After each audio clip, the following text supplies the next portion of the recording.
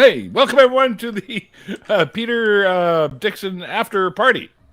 So far, of course, we have here with us the guest of honor. Peter is with us. Sorry, I muted you, Peter. Hi, guys. Because I could hear the echo coming from the computer. So I guess it is coming through there. So, and of course, the producer extraordinaire, Mr. Mikey Pham, is with us. My very good friend Jonathan is also with us, and my other very good friend from the other side of Canada, Mr. Canadian Ollyman, Captain Disc Golfer over here, is with us as well. Yeah, we've been having some serious disc golf combo. Yeah, I've learned a lot. There's a lot of shit going on out there. Yes, a lot of other shows going on. Like Randolph is doing a debate. Oz has got some stuff going down. He's got like 50 odd people watching there. I'll never understand that. Oz sucks. But anyway, totally kidding. Totally kidding. Oz, if you're somehow watching, it's okay. Oh, we know for sure he's not watching now. Now we can really talk about him. Yeah. And of course, the Perspective was on earlier, which student Dr. Ben was co-hosting with, I think it was Secular Rarity, who was the one I usually co-host that one with, which I'll be doing again soon. I'm also doing another episode of the Nonprofit soon. On February 2nd, we record for the following Sunday. So great. It's going to be our Groundhog Day edition, I guess. See if the little bastard's going to show a shadow or not.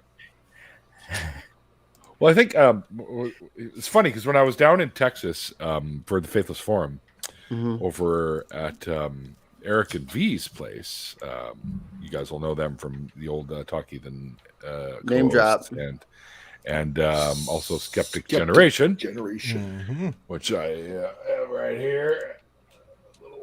They give me stickers and stuff like that. So SG, there you go. Super good. Or Skeptic Generation.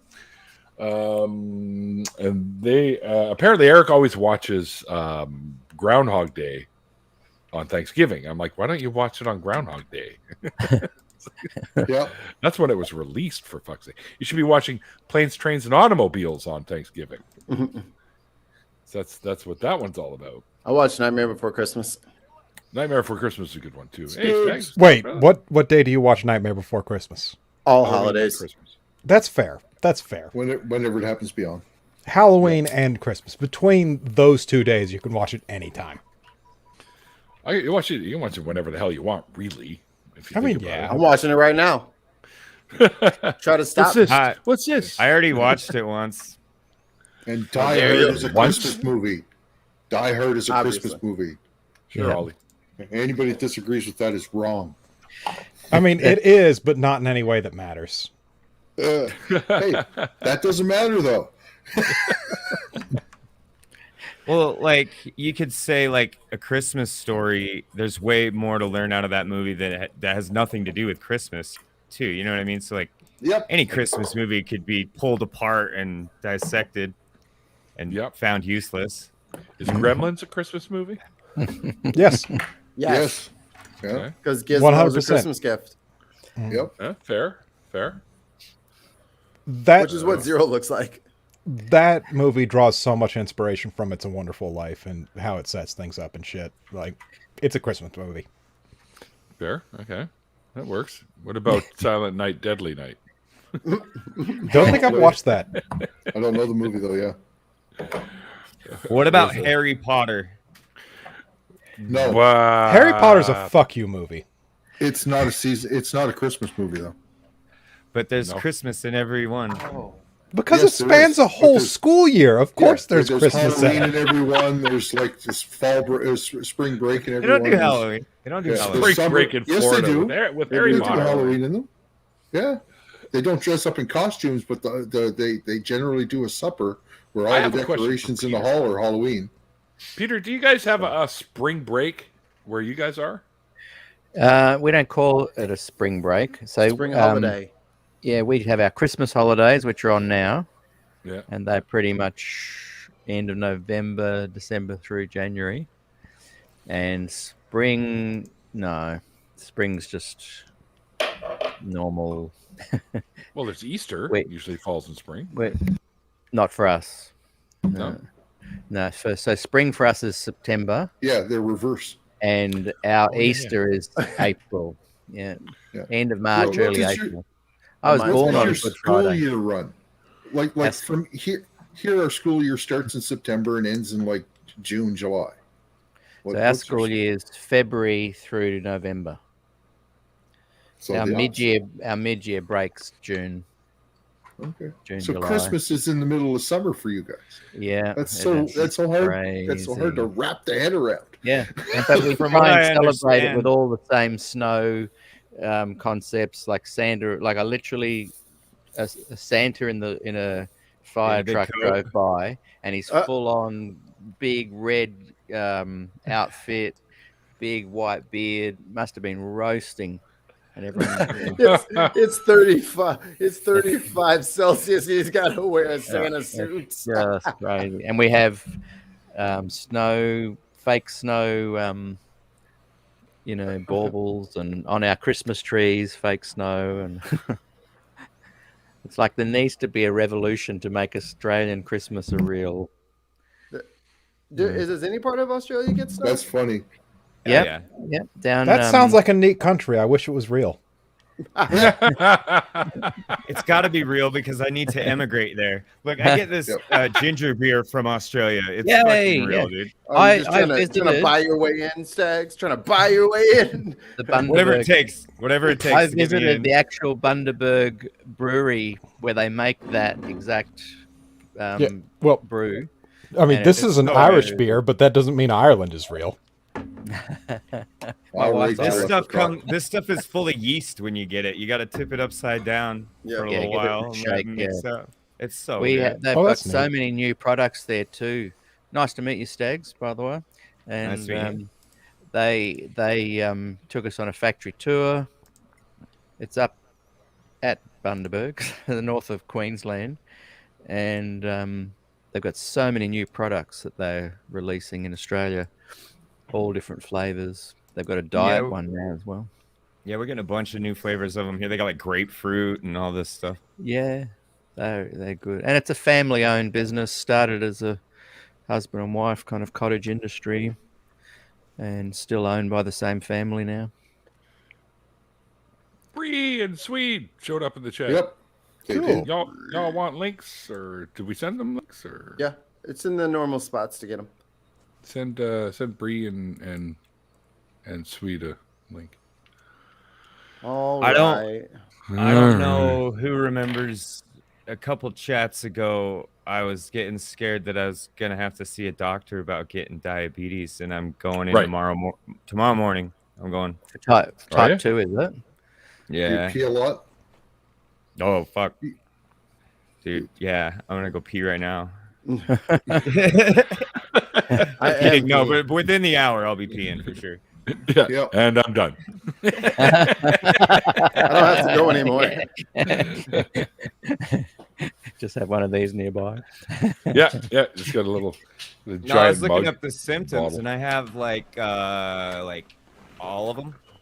Oh, for type 2 diabetes. Like all of them. Yeah. I even ones that I didn't know were symptoms, I found out. Dude, you don't look like you're overweight, which is the main one. Yeah. Well, weight loss can be one of the symptoms. Oh, fuck. Because of the water. What the fuck? Never Google symptoms, man. I literally just got diagnosed. Everything's brain cancer. I just got diagnosed with type 2 diabetes about 2 weeks ago. Well, I tried to Google my symptoms, and it told me I might have connectivity issues. So I hate you. Type 2 Wi-Fi. My dog is asking to go out. I'll be back in a minute. Maybe the dog has diabetes. I don't know what I'm gonna do though, because like all I eat is cookies. Okay, you That can't might be eat the cookies. that Ice might cream. have. The good thing with licorice. type 2 is you Okay, can maybe- control it. Maybe we could ease you off, like get you some graham crackers, and then get you like some saltines, like just slowly. Watch the language, bud. Hey, that's y'all's word. I would never. Frickin' crackers. Fuck, Stags, I miss having you in here. Yo, I peep gang. I get it. I said it too. So I used to be that way. Not no more. reform from my God, heinous ways. That is the funniest thing that's happened on the internet all fucking year long, dude. I have been laughing at that shit nonstop for a week. Holy crap! What happened? No, so a couple of really huge Twitch streamers got kicked off for saying cracker. Oh, really? Really? Yeah. Yeah, Vosh and a few others. Yeah, Hassan. And now everyone's arguing about it, but like everyone has the same opinion, so I don't know why people are arguing. No one cares, literally. Like, but don't say bad words to people. Follow TOS. How the fuck is cracker a bad word? Oh, Neil's going down. It's a derogatory slur for white people. Oh, right. I see it. It's why I joking. We've had enough. You know what I mean? Like, it's the sound a whip makes. When can we catch a break? It's the sound a whip makes, which is where it comes from. Which is why I don't even think white people can even claim it as a slur. Like, I'm sorry, y'all don't know if y'all get that one. Yeah, it's about slavery. Yeah. Well, maybe I can't call like an Australian or a Canadian a cracker, but I don't know. Okay, but here's the thing. I like cracker boxes as an insult for like those really shoddy houses that are just cracked together, you know. I got my 23andMe genetic testing back, and all it showed me a picture was of assorted crackers. All we can see of you right now is your microphone, so you're hiding behind it. Yep, I'm hiding. You need some voice distortion to really sell the effect. But it's like, is it a mean word? Maybe. Should it be said in polite conversation? Probably not. But do I feel like I'm gonna get killed after somebody calls me that?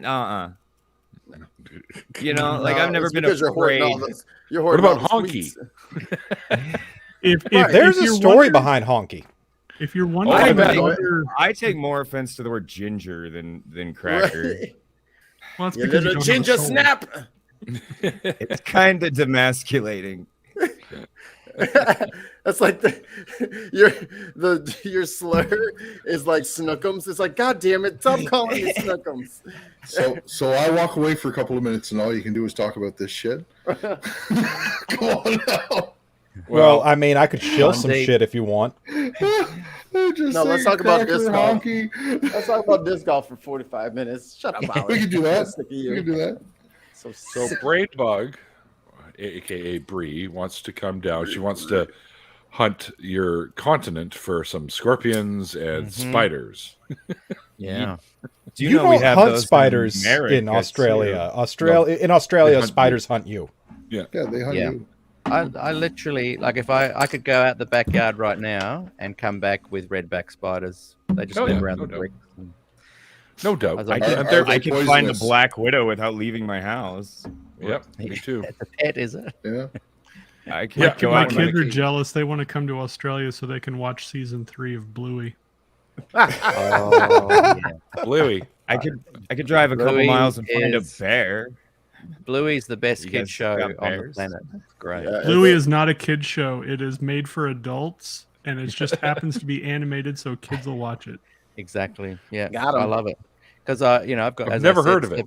7-year-old and a 9-year-old, and they love it. My 6-year-old, funny for grown-ups. Fuck is Bluey. 4-year-old and 5-year-old absolutely it's love a kid's it. show. Neil, it's the kids show Sweet is always using as like GIF responses to things on go and Google it, Neil. It's a good show. It's on the Disney guy Plus. The guy that's the father's voice, Bandit, the father dog. He was a famous Australian rock singer. Yep. Yeah, that's it. Yeah. Okay. So the voice of the father was in a famous Aussie rock band called Custard. My famous line is I always thought being a good dad was great until people started comparing me to Bandit. Yeah. So it's an Australian sheepdog, or he's a blue heeler. Blue heeler, yeah. Which is one of my favorite dogs in the world, by the way.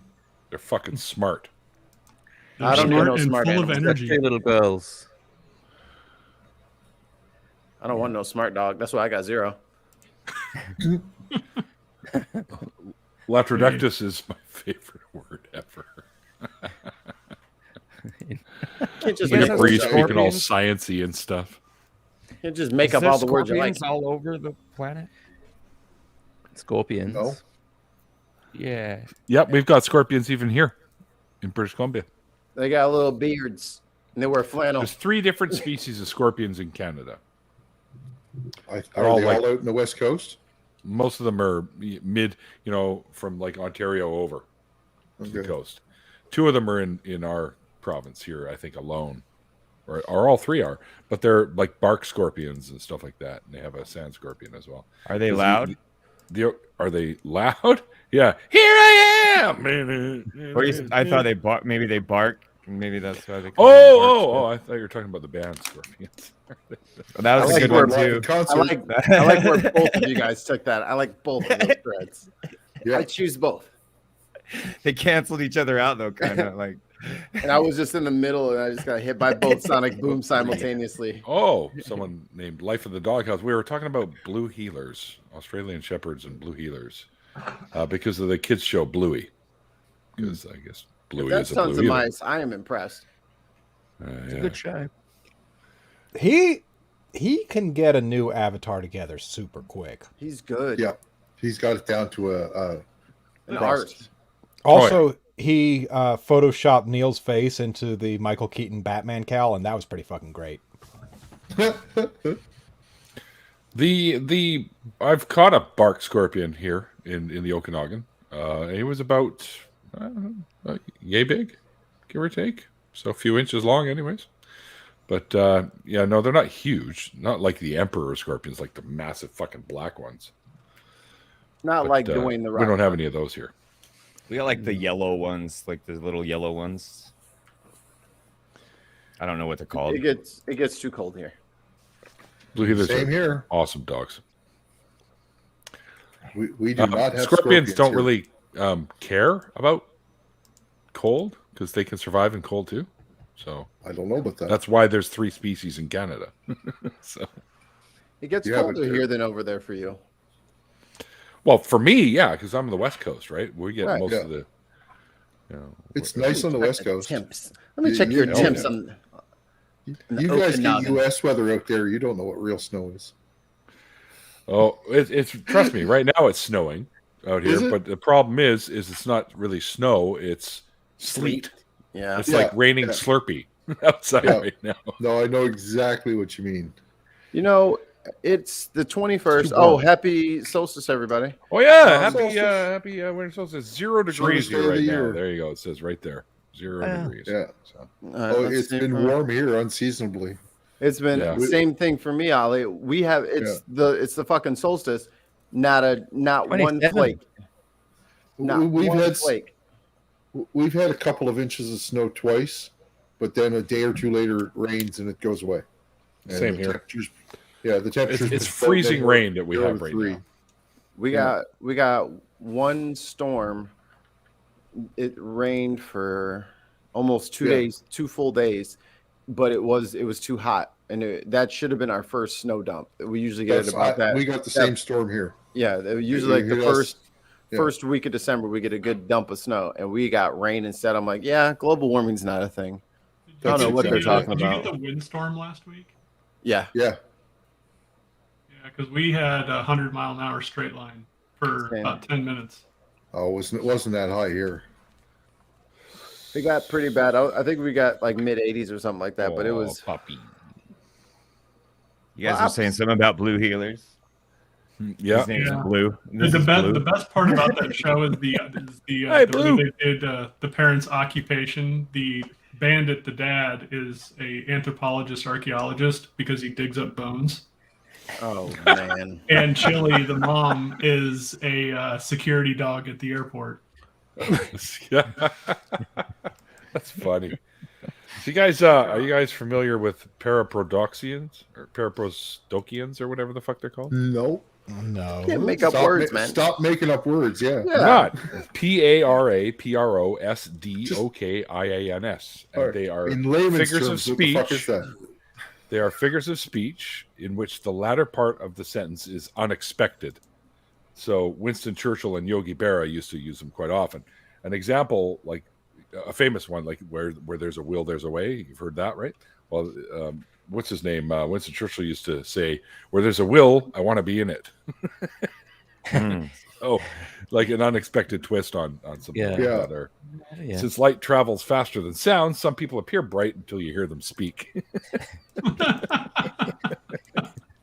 Or war does not determine who is right, only who is left. And I've actually used this one myself with creationists before. Hey, if I agreed with you, we'd both be wrong. War does not determine who is right, only who is left. Yeah. Like that one. There you go. Yeah, so that's examples of that. My dad sent this to me in an email, my biological father. I like how Ollie says he likes it only after Neil says it. I never got a chance to say it, Jonathan. You said it first. I'll give you kudos. I'm sorry. Nope, not the same. The feelings are deeply hurt. When they begin the evening news with "Good evening," they then proceed to tell you why it isn't. Yep. Are these deep thoughts by Jack Handey? Or yes, my favorite one of those was, "The crows are calling me," thought Caw. My favorite one was, "I'd rather be rich than stupid." Yeah. So I like the I would like to walk a mile in a man's shoes, because then I'm a mile away and I have his shoes. So the Tiger Attacks by Claude Bald. What? The Tiger, it's a book title. The Tiger Attacks by Claude Bald. Oh, jeez. So, is anybody going to be a part of Purple Rhymes with Orange's Christmas stream? I am the tail end. I am midnight, or 10 to midnight on Christmas Day. Congratulations. What will you be doing? Whatever I want. I can't be, because I'll be not home. I mean, I could bring my computer with me and do it, but I'm going to be involved with stuff going on elsewhere. So at that point, I will be being judged by Statler and Waldorf, who will be sitting right about here. I look forward to it. Yep. If you need anybody to provide some voices for them, I will do my best. Or Marley and Marley, as they are so affectionately known in the Muppet Christmas Carol. I need to watch that. I like to watch that every Christmas. Marley and Marley. Like you, Scrooge, our hearts were painted black. But yeah, Not One Heroes is also going to be doing something for it. Maybe not the whole crew, but, they're supposed to be getting back to me soon. There she is. Bree! Hello! What's going on, Bree? I'm totally agreeing with you guys that the Muppet Christmas Carol is the best version of the Christmas Carol story made so far. And there's been a lot of people attempting to do it. Scrooged is good. Yeah. Scrooged.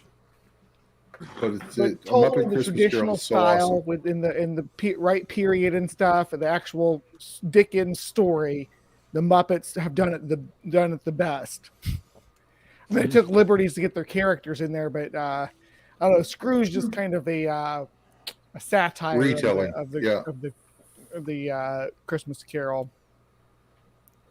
Not to mention, how are you going to compete with Michael Caine? You're not. Bill Murray is good competition. You have Patrick Stewart, who can compete. Ooh. Oh, he did a wonderful reading of it. I liked Patrick Stewart in Moby Dick. Yeah, you can get Patrick Stewart reading A Christmas Carol on Audible. I always liked his little bit in Excalibur. I thought he was pretty cool in that. I liked. He was only wasn't in for too long. Yeah. Can you watch that anywhere? I haven't seen that Moby Dick with him in it in a long time. But Excalibur? No, with Patrick Stewart in it. I haven't seen that in forever. There's one with Ethan Hawke and I'm trying to think of who plays Ahab. I can't place his name, but it's a really good one with Ethan Hawke in it. Who's Ethan Hawke playing? Is he Ishmael? He plays. God damn, I can't remember anybody's name. The first mate. Starbuck. Yeah, he plays Starbuck. Who plays Ishmael? I don't know the actor's name. Oh, okay. I just wondered. How the hell do you spell Ahab? A-H-A-B? Yeah. Mm-hmm. Yep. Spell it like it sounds, man. Also, one of the Hobbits is in it. One of the Hobbits. Like the Beatles. I can't believe that movie's 20 years old. Isn't that weird? The Lord of the Rings, yeah. Oh, I know. I mean, because the visual effects hold up so well. Yeah, I was a teenager when that came out. It makes me feel old. That's something I should rewatch over the holidays. I was in my 30s when that came out. Yeah. I just watched the first one with my kids a couple weeks ago. We're still getting over that before we try to go to the second one. You know how it is. Still tired from the first one. It was a good time to be like a teenager because The Matrix had just came out. You know what I mean? Like all the good movies came out in like 99 and 2001. I haven't been excited for a new Jurassic movie in a long Park time. opened that floodgate. It's funny because Star Wars came out in 77. Yes. So yeah, Star Wars 77. What else came out in 77? Yeah, what else? Godfather, I think. Maybe. 78. Is that old gangster movie? When did they start making the remakes? Or not the remakes, the prequels to Star Wars? Around like 2001. Yeah. 90s. Late 90s. Yeah, late I think 90s. it was like 98, 99, something like that. Something like that. You want to feel old? Sean Astin's daughter just turned 21. Oh, kill me. Oh my God, I'm so old. I have a kid turn 18 this year. That's fucking JoJo Siwa is like a grown-ass woman now. I've seen her on the internet a couple times lately. She's like an adult, like a grown I don't know who that is. Isn't Macaulay She's like this like little 43? Kid. So the Phantom Menace was 99. Yeah. Attack of the Clones was 2002, and then 2005 was Revenge of the Sith. Yeah. So they got them all here in order. I was so excited. Neil, the best Bluey for you to watch on Disney would be the episode Camping because it has a direct relation to Star Trek. Oh. That's what you're talking about. It is the Darmok episode. So Bluey meets somebody who speaks French, so they have to try and communicate back and forth, and they hunt they hunt Bandit, her dad, and so they have to like do the whole Another bowl. I haven't seen that one. I'll go and check that one out. I think that's season 2. Right. My order's been picked up. All right. Yay. I remember when episode 1 was in its sort of advertisement phase, like a few months before it actually came out. I was so fucking excited, just little 10-year-old me, because I loved the original Star Wars, and I thought I was going to get to have a Star Wars experience in theaters. Mm-hmm. It's a different movie. It had the droids. The droids were a big part of it for me when I was a kid. What it fails to understand is Star Wars is basically a Western in space. It's a spaghetti Western. Yeah. And somehow George Lucas didn't understand that? No, it's more of a samurai movie in space than a Western, but yeah. Samurai and Western movies are the same fucking genre. I will die by this. Yeah, no, that's because the swordplay for lightsabers is kendo. Mm-hmm. Yep. Yeah, but throwing this out there, then you're liking all the laser guns. It was thematically more similar to a Western movie than it was to a samurai movie. No one's disagreeing with you except you. But here's the thing. Here's the thing about George Lucas, though. He is a billionaire, and he doesn't give a fuck. And he never actually did. No, he didn't. A lot of when he made the first ones, he did. He had a lot of people to rein him back in back then. Nobody else feels like it's got a pirate a pirate movie theme to it. Obi-Wan Kenobi looks R2-D2 dead in the face and says, "I don't remember ever owning a droid," and I have figured out a way to justify that in my own mind, proving that I care way more about Star Wars than George Lucas ever fucking did. So what you have to realize, because he didn't own R2-D2, he was his friend. You have to realize the two sets were written for the political times that they were written in. The 77 was written right after Vietnam. Don't do this. Don't do this. And you get into that, and George even goes into this in his interviews that that the rebels were the Vietnamese, and he wrote it much like that. Okay. And the rise of totalitarianism with America in 2000 to in the late 90s and into obviously after September 11th was a big part of how he wove. But throwing this out there. There is no way the man who wrote the Trade Federation had any understanding of politics of that time. We also watched Team America World Police. America! Fuck yeah! Freedom! America was one of the greatest dub-overs of the America Fuck Yeah song was from We Were Soldiers, right after he called Broken Arrow, all the planes taken off scene. When it goes into America Fuck Yeah right after that. Funny enough, you mentioned that movie, and my dasher, my delivery guy, his name is Mohammed. Don't say that to him. He's going to throw your food on the floor. As he should. Okay. Shame. What? Shame, Neil. Well, this was, that's what they went over to do, right? Remember how racist we all were in 2001, 2002? We were really bad. We were all really Everybody bad. was. Yeah. Everybody was. No, but I was super fucking sexist in 2001.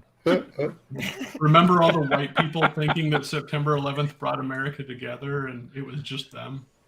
I actually remember being vaguely horrified as a child by that. Even here in Canada, I was, dude. I wasn't a child at the time, mind you, but yeah. No, me either. Well, the Sears Tower they didn't know if that was a target, so they scrambled jets. So we were seeing like fighter pilots because we're all about 40 miles out, and they were doing like circles of all like the skyscrapers and stuff. Wow. Shit. That shit was wild. Well, that and the CBO. I just remember there being no planes. Yeah, all the rest of the planes were diverted or whatever. But how old were you then, Mikey? I was in 6th grade, so was that like 11, 12? Yeah. Wow. Seriously, like 9/11 is like our generation's version of Where Were You When JFK was shot, kind of thing. Right. Yeah. Kind of, yeah. I know. I can picture the dorm room I woke up in when it happened, when I heard it. Yeah. Yeah. I know everything exactly about the room. I can remember everything about it. Yeah. Yeah. Yeah. It was big here as well. The other big one was Where Were You When Lady Di died? Yeah. I remember that.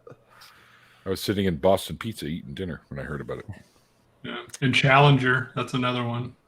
Yeah. Challenger, yep. I remember where I was for that too. I was watching that. Right. Yeah. Yeah, we were watching it in class. I was too little. Was it a record store? What was going on with the Challenger? I think. And they had the big TV they were showing off, and they were showing that, and that's when it happened. I was like, "Holy fuck!"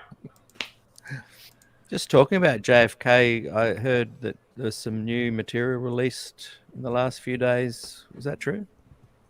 New material, like about it's 50 years until the stuff unlocks, isn't it? So I don't think it's released yet. Someone it's told supposed me, to unlock already. They just keep kicking it on down the road. Right. Someone told me something was released recently, but when I had a look, I couldn't find anything.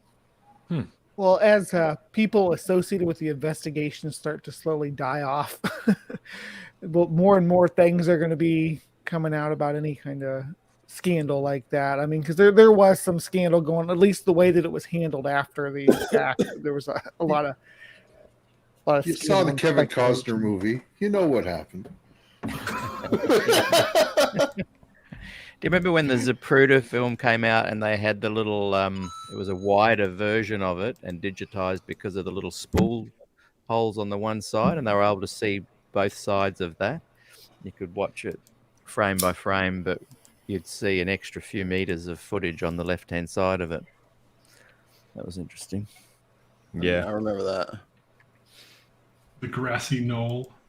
Yeah.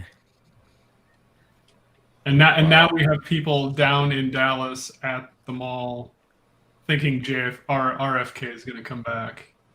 Yeah. Why would he go there? Why would he go there? That's a great spot to be in, obviously. Like, yeah, why? Of all the places. It's like Jesus coming back and seeing everybody wearing crosses. Like, what the hell, dude? Dick move, man. Dick move. You're right. What part of my story made you think I'd be a fan of this? Yeah, hanging on the wall. They tortured and killed me on that, right? You know that, right? How do they not tell we you know that part? we've got one that looks just like you hanging on it here. We right on the living room wall. Oh yeah, the life-size ones. What part of no graven images didn't you understand? What happened to that nice little fish you guys were using? Shit. I was down with the loaves and fishes, but this is not right. This is sin. I'm saying it. I'm telling my dad. We're getting 11th commandment in here. Well, I didn't think I'd have to do that. My fucking Thou shalt dasher. not make fun of my time on the cross. My fucking dasher is taking the longest route possible to get to me. Apparently. Wants your Wants to make fries sure to be nice and cold. he's probably got another order to deliver. He probably got 2 at once, right? He's it's usually they tell you that, and he doesn't. Okay. I didn't send him for an extra pickup at like 7-Eleven for ice cream like I usually do. But what if he showed up with it though? What if he showed up with what? What if he shows up with the ice cream, or he's like, Mr. Neil, the 604 atheist, like, we noticed you didn't get ice cream this time. Is everything okay? We know that it's hard on a lot of people during the holidays. If you need someone to talk to, find someone else. Did you hear about the story about the pizza place who noticed a guy hadn't called for a while, so they actually had the police go out and do a wellness check? Yes. Really? Wow. Guy ordered pizza literally every day, and they were concerned because there was like 2 days where he didn't. Oh, wow. And he had fallen or something, right? And he couldn't, he was stuck. He was in a bad spot. Wow. Yeah. So they did a good thing. That's why eat the same thing every day. So you all were talking about big events that you remember from school. You know the big event that I remember from when I was in school? They took us all and had an assembly to watch the OJ trial verdict. Oh, really? You know it was because the teachers wanted to watch it because it was the big media hype about it. But they pulled us all into a big room to watch that together. That's funny. They're like, we'll teach them. A little bit ridiculous. Yeah. The Rodney King verdict was a big one too. Yeah. The LA riots What year was that? Was pretty huge. 93? 92. 92. Oh. 92. Yeah. Remember the Sublime song? April 26, 1992. There was a riot on the streets. Tell me, where were you? Yep. Good call. Could never get into Sublime. What? Gone before his time. Oh, fuck. I love them. Love Sublime. They were my whole personality for like 8 years, dude. I can feel that. I can feel that with my bones. Okay, looks like Ben's not going to hop in tonight. He's visiting a friend, whatever that means. Ooh la la. Good old air quotes. I guess something sinister for no reason. You can make anything sound weird. Yeah. Oh, I'm sorry, sir. You were just filling your tank. Yes. Just checking the oil. I'm just feeling it's like the old Dimitri Checking Martin under the line. hood. You can make anything sound creepy if you say ladies after it. Oh, so we were just eating lunch in the park, weren't we, ladies? No. You have to do I want to eat lunch in the park. Ladies. Oh, that's worse. I liked my joke better. Yours is a different joke. I was trying to tie the two together. Right now, Bree's like, why the fuck am I in here? All my years of schooling for this. Oh, I don't have anything better to do, guys. Well, I feel good now. That's how you get them. That's how you bring in the good. The last choice. Neil, all right, I'll go hang out there. No, thank you for inviting me. This has been fun. Yeah, and you guys are hilarious. Someone just mentioned watching the Waco fire, and he was about Admirals. My dad actually met him, David Koresh. Get out of here! No way! Really? Yeah, he in the 80s at the local Adventist college I was telling you about. Dad was a lecturer up there, and David Koresh came onto the campus, and he was he's a very charismatic guy. He was kind of trying to get recruits to come with him to go back to the States and join his little movement there. Mm-hmm. And within Adventism, because there's a lot of weird stuff anyway, it didn't seem that crazy. And but Dad's got a good radar for that stuff, and he went up to him and told him to get off the campus and have a bit of a run. Yeah.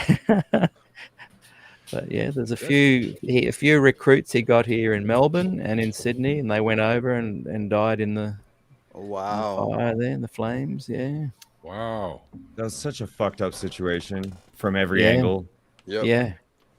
What about the Heaven's Gate guys too? Those. Yep. Yeah. Then a lot of shit went down in the 90s. You had the Unabomber guy too. Mm-hmm. Yeah. Oklahoma City bombing. Yeah. There's just a lot of stuff going on. I mean, all the different school shootings that have happened in the States over the last 20 years and shit like that. There's just stuff going on. It was interesting because there was a documentary about, and this does tie into it, so give me a second, but about Miami football, the University of Miami, and it goes into like the neighborhoods around the University of Miami. That city was on fire like every day with race wars. All of the 80s, probably all of the 70s too, but they only went into it like for that decade. And like, being born in 1980, I don't remember any of that, but it's interesting to go back and look at just how on fire this country was 70s and 80s. Not to mention, nothing compared to the 60s with like the Harlem riots and everything else like that. But literal fire. It didn't stop. Like after the 60s, there's just always stuff going on. St. Louis was like that in the 80s too. Really, really contentious and a lot of race. That's where I came from. St. Louis? St. Louis in the 80s. And also where we'll be setting the Delta Green playthrough. What? Oh, yeah. Yeah. What? That's Mikey's game? That? Mikey will be doing a game called Delta Green. He will be the game master for that. And it is a game that combines X-Files with Cthulhu, essentially. The existential horror combined with the paranormal investigation. Cosmic horror. There you go. So if you wanted to play Constantine, that would be a perfect character for the setting. No. Right? No, you a normal dude. Okay. You a normal dude going up against things which you don't understand, things which man was not meant to comprehend. Sanity is a mechanic. Like Cronuts. Who makes those? I don't care. Cronuts. Powdered. Or the little strawberry candies that sit in a dish in your grandma's house. Like, you can't buy those anywhere. They just appear in your grandma's house. I found them once in a discount store, like when I was 12, and I've never been able to find them again. Hold on, why were Krispy Kreme donuts such a big thing, and then they suddenly just went away? They expanded too quickly. Yeah. Yeah. There's actually a really good case study on them and Quiznos doing the same thing to shoot themselves in the foot. Mm-hmm. We still have one of each of those here. Well, we got more Quiznos than Krispy Kremes. A Krispy Kreme in Chattanooga. There are a couple of Dunkin' Donuts near me, but they suck ass. Dunkin' Donuts. The Dunkin' Donuts here is horrible. Well, the donuts are stale. Like ever since they introduced like the varieties of coffee and shit, and the really fancy coffee bars and shit, their donuts went to crap. They're doing a thing here. Nobody goes there for the donuts. They changed the name to Dunkin'. I went they there. Took donuts out of their name. I went there for the donuts, and then the donuts started sucking ass. I go to the local bakeries now. Timmy's is doing a thing right now here in Canada called Tim Beebs. They have something called Timbits, which is the donut holes, I guess. Mm-hmm. They're also known as. But they're doing something called Tim Beebs, and their new recipes. No, they're great. Oh, they might taste great. Awesome. But they got Justin Bieber fucking promoted. It's like, come on now. The flavors could be great. I don't go to Tim's. He's got a couple of tunes that I actually don't mind, but I'll say this about him: all he did was he went on YouTube and he just started playing music on YouTube, and he got noticed there, and somebody snapped him up right away, and now the kid's a billionaire. Right? Yeah, that was Usher.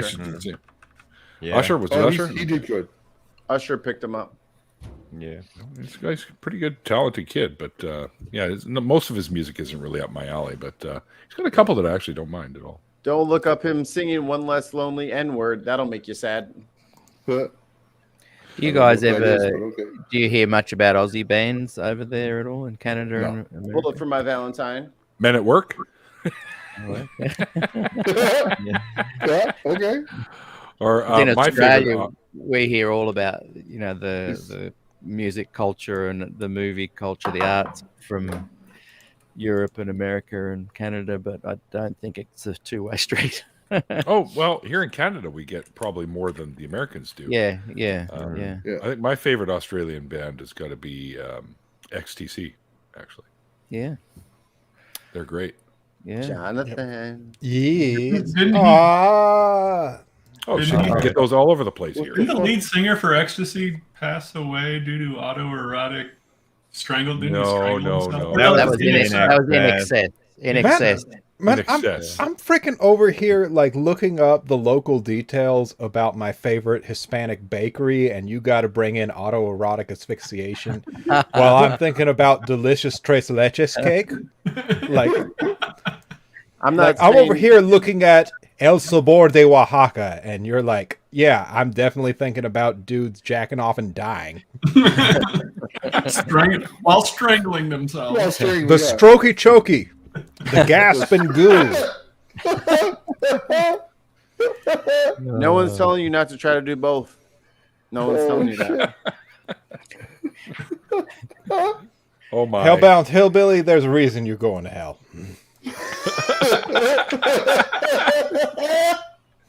Oh yeah. I don't see the problem. I thought this was a safe space. I didn't know there'd be so much kink shaming. Yeah, really, right? Tonight, guys. Fuck. I want to know who thinks the OKC let me put all my ropes was away now. Revenge for Waco. The hell? I never heard that. That's definitely wrong, because Timothy McVeigh was actually what the Turner Diaries is what he was basing his entire attack off of. If I remember right, and it had nothing to do with Waco. No. So in Australia, did you all get news about like the like Ireland and the troubles up there and all that? Did you all? Yeah. So we get everything. We get everything. I hardly got any news about that in the U.S. My wife's Irish. She was born in County Cork and in rebel country, and they have lots of interesting stories. Her parents and whatnot about growing up in the Troubles. Pan Am flight. What was it? Oh my god! I'm like, how could I not think of like probably my actual all-time favorite Australian band, which would be AC/DC. Like, cool. How come none of us thought of that? I thought of it. I just didn't say. Yeah. Anything. I didn't want to outshine you. Oh, AC/DC. I don't really. I think they're overrated. No. Worst punk rock band ever. Punk rock band. No. No, man, the Bon Scott years were the best. Maybe years. maybe post Bon Scott, a bit of overrating going on, but yeah. Oh, there's some good. Go and listen to 4/4 timing though. You can always depend on it. Oh fuck you! You got great bands coming out. Divinals, for crying out loud. Hunters and Collectors.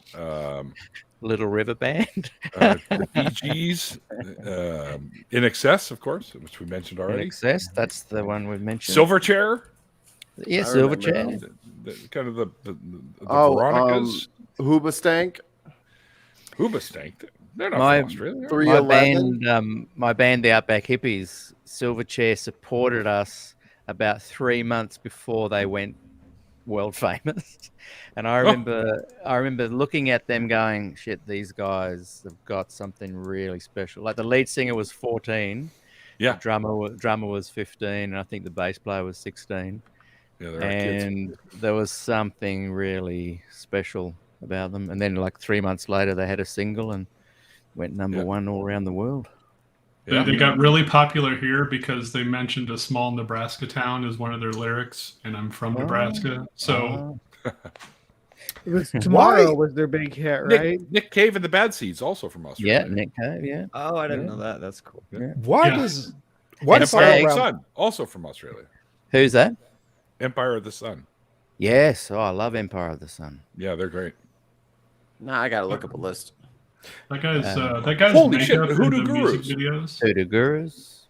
Fucking love the Hoodoo Gurus. Yeah. Getting deep. Hey, Stags, go and listen to Bon Scott and AC/DC. There's a live gig, I think 1979 in London. It's on YouTube, and you'll see some real great kind of why they're kind of known. But yeah, after Back in Black, everything became a bit caricature of themselves kind of thing. Oh, Wolf Mother. River Band. Wolf Mother. There's so many that I'm not remembering. Savage Garden. Savage Garden's from Australia. Yes. Yeah. I'm thinking Garden. Violent Soho. Seattle, right? Yeah, I'm like Violent Soho. That's not right. Another one I liked. Yeah. Violent Soho. Yeah. Fucking come on. Soundgarden's the quintessential Seattle band. Man. Ice House, which I think came out of XTC. Ice House. Any rappers? There's the Hilltop Hoods. Kyrie are kind of not really rappers, but Air Supply. They're hip hop band from the Living Australia. End. Oh yeah. Air Supply, yeah. Living End. Yeah, of course, Wolf Mother, The Church. Powderfinger. Church are great. The Church there's one I'm touring. Midnight Oil. Yeah. Aussie Clown Posse. Is Rose Tattoo known over there at all? I'm gonna go grab my food, guys. The guy's pulling up here. Yeah. Grab it. The only Rose Tattoo I know of is the Flogging Molly song. Rose Tattoo is awesome. He's gonna grab his food, ladies. I thought it was the Dropkick Murphys that did that one. Is that the Dropkick Murphys? What, Shipping Up to Boston? No, Rose Tattoo. Yeah, and they did it with Bruce Springsteen or something. Once. Did they? Yeah. Fuck. Or someone like that. What style of music would you call Eminem? Rap music. Would be rap. Okay, yeah. No quotation marks, no question marks, just rap. Rap. Yeah. I'm a rapper. He got my rapper. Okay. He's all right. You know, he does okay. Number one selling some rapper of all his time, songs, 10 times over. Some of his songs haven't aged well, but otherwise. Yeah. Yeah, well, Hilltop, go and check out the Hilltop Hoods. They're a bit that kind of vibe. That kind of style. They're good. But it's rap with a real Aussie accent, which sounds unusual. I'm here for it. Yeah. I'll just check I got the name right there. Oh. Well, I got a picture of them anyway. That'll do me for now. I'll check them out later. Yeah, Hilltop Hoods. Yeah. They're that's about. I guess that'd be what I would expect them to look like. I guess. Yeah. Hey, Mikey, what is your music called? It's under the Deviants. It's on Spotify and Apple Music and Amazon. No, I mean, what's it called? Like when you do music, what do you call what you do? Oh, what music. style? Okay, I call it music. We're not bound by terms of style here. Like I'm an artist, man. Like so, I can't really like describe the art that comes out. Light a candle. You got to light some scented candles if you're going to talk like that. No, it's no problem. I got one right here. I got like a little. I got like a little porcelain owl thing that I plug into the wall and turn on a heat bulb, like get some hot wax going. Peter, do you know of DubFX? Yes. Yeah, I like his shit. Yeah. So. And someone said I used to share a house with an uncle of the drummer from Silverchair. Oh, Skywatcher's down there, yeah. Anyone want to guess how many millions of records Eminem has sold? Nope. It's unghastly. Yeah. How many millions? How many who sold? millions? Has who 800 million. Eminem. Now, how many streams? Because I didn't even look that up yet. Did you say 80 million? No, it's 154 million certified albums Fuck. in the U.S. alone. That's insane. Yeah, so you're talking 250 to 300 worldwide, right? His sales are ridiculous. I'm guessing Europe alone would double that. Right. Yeah. And he's huge here.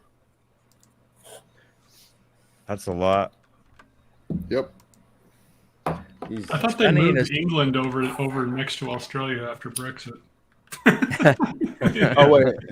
Oh wait, I'm sorry. Let me shut up. The Real Slim Shady has surpassed 800 million streams on Spotify. Wow. It's Eminem's fifth to do so. Well, that's $3.50 then on Spotify royalties. He's made a whole $5. Yeah. That was like one of his worst singles, I think. It was just like extra. I felt like we already heard the first one. We didn't need the same thing again. It worked twice. Lightning strike twice my ass. Watch this. Stan is 3 times platinum. Like I can't even look at it. I'm getting disgusted. Yeah. Disgusted. How many albums has Dr. Dre sold? Nothing, you idiots. Dr. Dre's dead. He's locked in my basement. Wait, Dr. Dre gets credit for all those Eminem albums. It's gonna latch him on. Highest selling artist. Jimmy Barnes, yeah. Cold Chisel.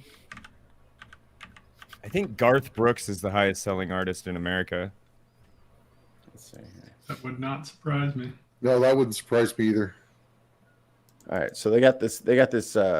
I call him a music stealer because he had to buy Billy Joel's music to stay relevant.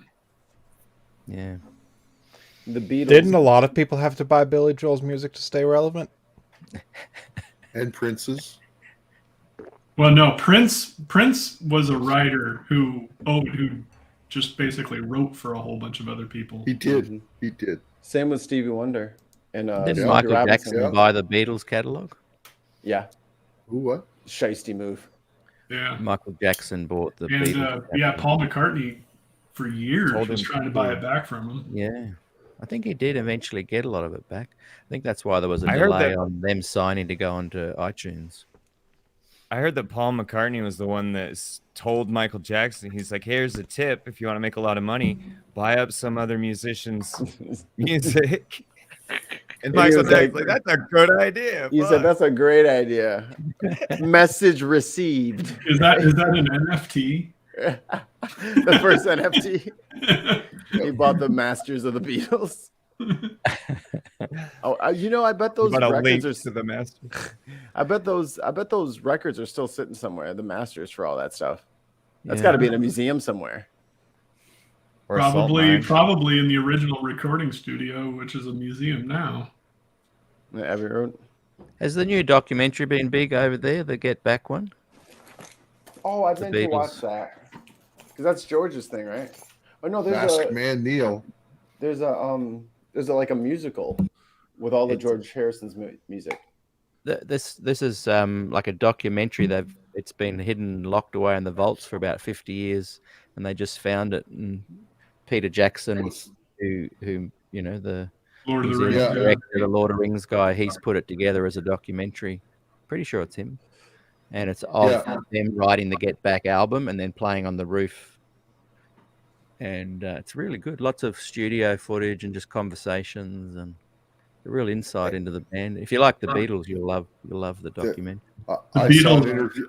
I saw an interview about that, and they cleaned up the audio from back then so well that they were able to pick up snippets of conversation that nobody's ever heard before, and they put that in the movie. It's like, and the drum and bass sounds good too. They've really polished that up. Sounds great.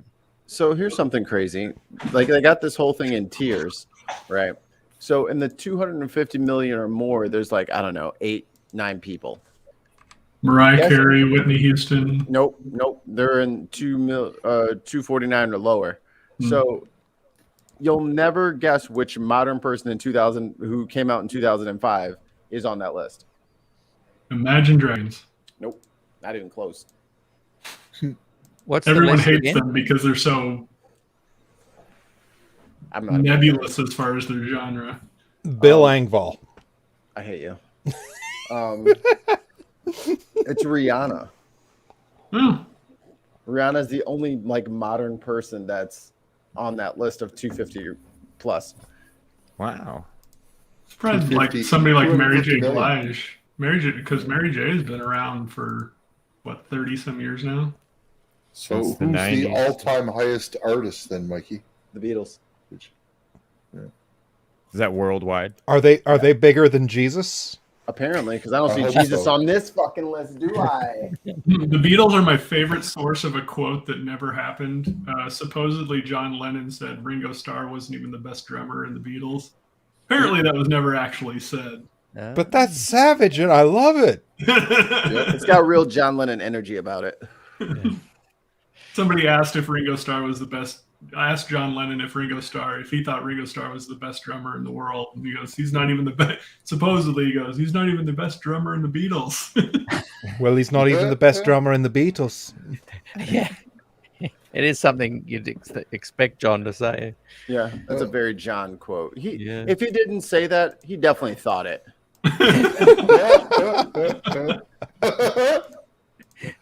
Oh, Drake and Garth Brooks are tied at 170 million.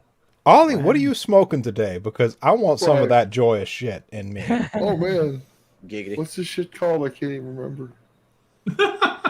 I definitely want some sober. So future reference for sober Ollie. When sober Ollie is ready, send me like a link for the description of that shit. They're a bit of strange. They don't really it's talk probably anymore. the Death Bubba dude. Didn't you say it was red something or pink? Didn't you say it was pink or red something? No. This right here, this is the stuff buddy mine gave me. It's pink cookies. Pink cookies. Yeah, but that's not what I'm smoking. I don't even remember. He bought this like 8 months ago. I don't remember getting it for him, but he gets all the stuff. He says, "Can you get me one when next time you're ordering?" type of thing, right? So he gets it all through me, and I don't remember ever ordering this stuff. So it's got to be months and months ago. But the stuff I'm smoking right now, I'm pretty sure it's Death Bubba. Oh, so that doesn't sound. It doesn't sound like it's good anymore. I'll come up there and I'll take care of that for you. Don't worry. Come on up. Come on up. We'll split it. Is it for? It's curdled, so you gotta hate it when the weed curdles. Yeah. See, it might be the King Kush. I ordered that last time too. Oh, that's a wrestler, I thought. King Kush sounds like a freaking punch-out boxer. Maybe it's an indica. He's the second mini boss. He's the secret guy you can fight after Mike Tyson if you punch him in the gap between his teeth and on frame perfect input. Well, and the indica is going to put you to sleep, so he's great. Mike Tyson has one of my favorite quotes in the whole entire world. Everyone's got a plan until you get hit. Exactly. What is it again? Everyone's got a plan until you get hit. Yeah, I think he said until you get punched in the face. Yeah. I want to go back and watch Mike Tyson Pigeon Mysteries. I think was the name of that animated show. Where Mike Tyson animated mysteries or something. Where were you when you heard that Mike Tyson bit off George Foreman's ear? No, Evander Holyfield.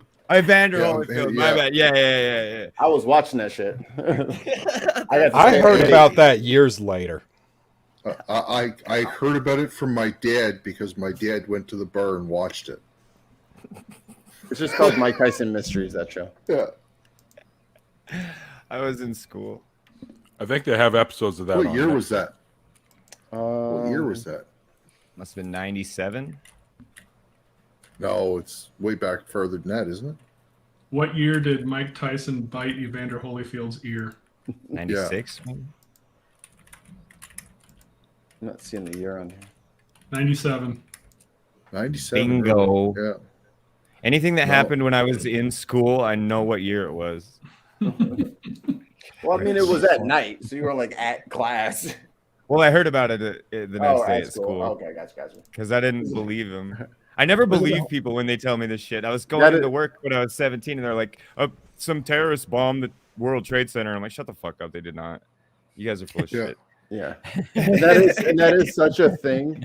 Like, because, like little kids get like all hyped up over like their parents getting hyped up over the fight. And then like here comes fucking snot-nosed Billy up here who smells a little bit. And he's got like fucking breakfast all over his shirt. He's like, Mike Tyson bit his ear yesterday. He's like, no, he didn't. Nobody would do that. That's stupid. That's against the rules. And he's wearing a mouthpiece. That's impossible. You don't even know did he actually bite a chunk off? Yes. Or just bite it? Yeah. In the replay, you can see him spitting it out after he did it. No, that was his mouthpiece that bit out. He bit it so that it was like hanging. It was like dangling off. It was just a little bit of skin connecting it, but it went right through the cartilage. Wow. It was a different. You could tell, and Evander reacted immediately. It's just like and pushed him away and stuff, right? So, yeah, it's a bad dude. But I mean, for all of his wiles and troubles, he still was the youngest heavyweight champion ever, and that record is never going to get. And it's not like biting an ear was the worst thing he ever did either. No, that's right. No. I always like when people are like, "Oh, beating Mike Tyson was easy. It was, just get past the second round, and he's too tired to do anything else." I'm like, getting past the second round is the problem. I was thinking that earlier. That was so hard. He was so hard. I'd get to him and just give up, basically. Like, who cares? I'm not trying to do this. I'm 7. I've watched all of his fights probably at least 20 times now. He has like 5 or 6 fights that lasted like past the 4th or 5th round. Those other guys weren't in great shape either. It wasn't like, just outlast them. No, their whole bodies were hurting. He didn't just swing and miss the whole time. No, he was connecting to your body, even if he didn't knock you out in the face. Yeah, you go in there in that 3rd round. I forget what the guy's name was, but he just literally said, fuck that, I quit. And then like, don't you do this. Don't you embarrass everybody. His corner man's going insane. He's like, fuck this, you go in there. He's like pushing him out of the way. He just mid-fight was like, I am done with this shit. I am done. He was a machine. Wow. People are like, Bruce Lee was the greatest fight. No, dude. Mike Tyson was faster than Bruce Lee. I don't give a shit what you say. He had a 45-inch neck. Yeah. 45-inch neck. I would say some MMA fighters would probably be able to do something to Tyson in his prime, just because I don't know that Tyson knew what to do on the ground. Yeah. He could stay out of his reach and kick his legs. Yeah. Just run away. Know what to do. But as far as a straight up boxing, no. There's no, but I don't. Yeah. I wouldn't fight him today. No, I don't think. Have you seen him practice today? He looks as quick as ever. Yeah. How old is he now? Bruce Lee was a movie man. He was a kung fu movie man. Yeah. I think Tyson is is in his lower 50s. I feel like 52. Early 50s. In 87, he was 20 when he won, so that would make him late 50s. Yeah. He owns a weed shop or something. He owns 1,000 weed shops. Well, I was 17. He'd be 54, dude. 54, 55. Wow. If it was 87, you say he was 20 years old, he won the title? He was born in 66, so 55 now. Yes. Same age as me. Yeah. So, Neil, you're the same age. Take him. Go for it, buddy. Let me eat some more pizza first. Okay, so I kitchen shape. I exaggerated. I got the measurements mixed up. Yeah, I just want to know, Neil, where you live, is there a set of stairs you can run to and then run up and then get to the top and go like that? Because if there is, you'll win. I don't know. Eat some eggs. He's got to have some bitchin' speakers to play some great music to while he does it. That's true. That's true. Yeah. Mike Tyson's chest was 52 inches, waist was 36, his thighs were 27 inches each, calves were 19 inches, 18 and a half inch biceps. I'm not right now. It was a serious motherfucker. What was the Okay, neck? well, the What was the 36 actual neck one? His neck was 20. That's amazing. Couldn't even Like imagine. it's like an old college offensive lineman. You look at the picture of them. Where's their necks? Yeah, he was built like a footballer and yeah, no, no, grass. 5'9", 5'9", 5'10", 5'10". How tall is he? Yeah, 5'10". What did he weigh? Like two? He didn't weigh in a huge amount. 218. Yeah, that's lots of bigger heavyweights. And he was just all muscle. Yeah, fuck that. How many times no did he way. lose? 4, but most of the losses were like after. Did he ever fight Butterbean? No. That is the worst fucking clickbait fucking thumbnail I've ever seen. I'm like, that fight didn't happen. Yeah, I would have remembered. If Mike Tyson fought Butterbean, I'd still be watching it. Oh hell yeah! You know what I mean? Like, I have it up right now. Yeah, let's see that. Do you think that at one point in time in his youth he had to make a choice? Football, boxing. Football, boxing. No, he was in the boys' home. He's been back. That was his out. Was it? Okay. Yeah. 50 wins with 44 knockouts. Yeah. That's insane. Yeah, how many of them were in the first 2 rounds? Like 30. Probably, yeah. I mean, he's the king of the first round knockout. He's got 4 or 5 like one punch knockouts. I don't think he has the fastest knockout though, does he? Mm-mm. So. I don't care. He's done it like 10 times in a row, where it's like the second punch. This is true. How many professional fights would he have done? 50. 58. 58. Yeah, he had a in the 90s when he had his hair long and stuff like that. He had a few trash fights. He was out of shape. Just got his ass whooped. Right. So he lost only 8 times. Mm-hmm. And they were like all at the end. He lost 6 times. There's 2 no contests. Oh, okay. One was Holyfield. Right. Oh, there's a disqualification.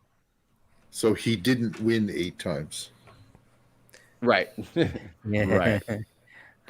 All right. What the hell?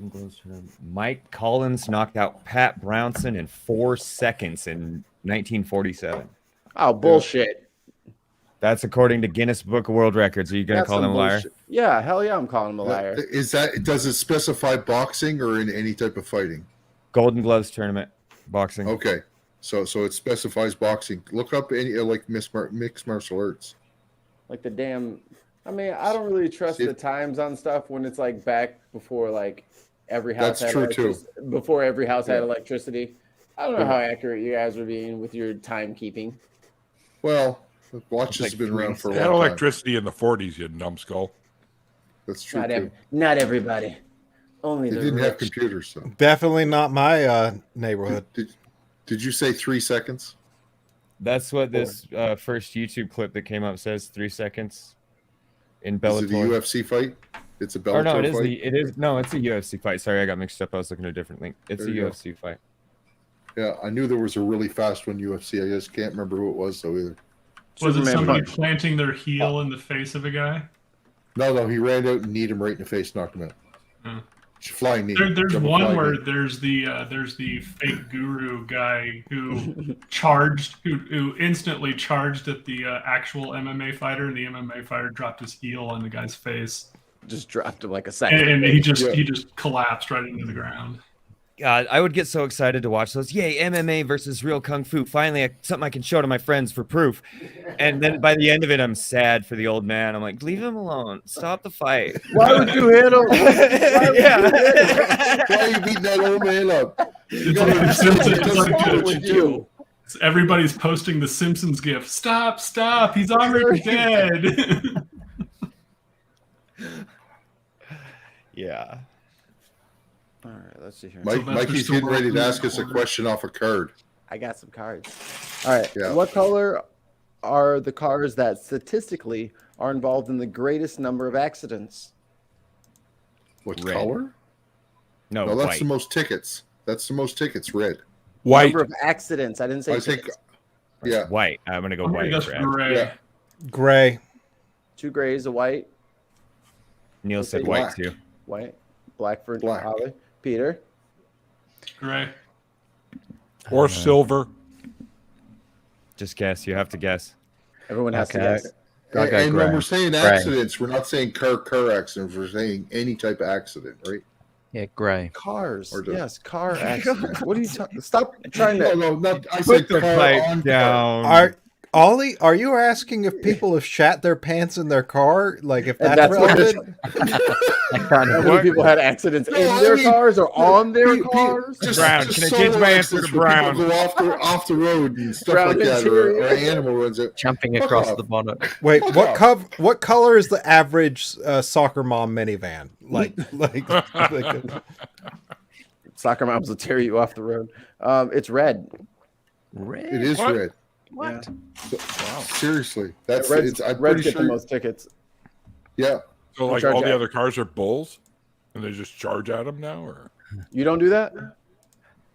Well, a little bit. Pop the cherry tomato. That's my favorite game.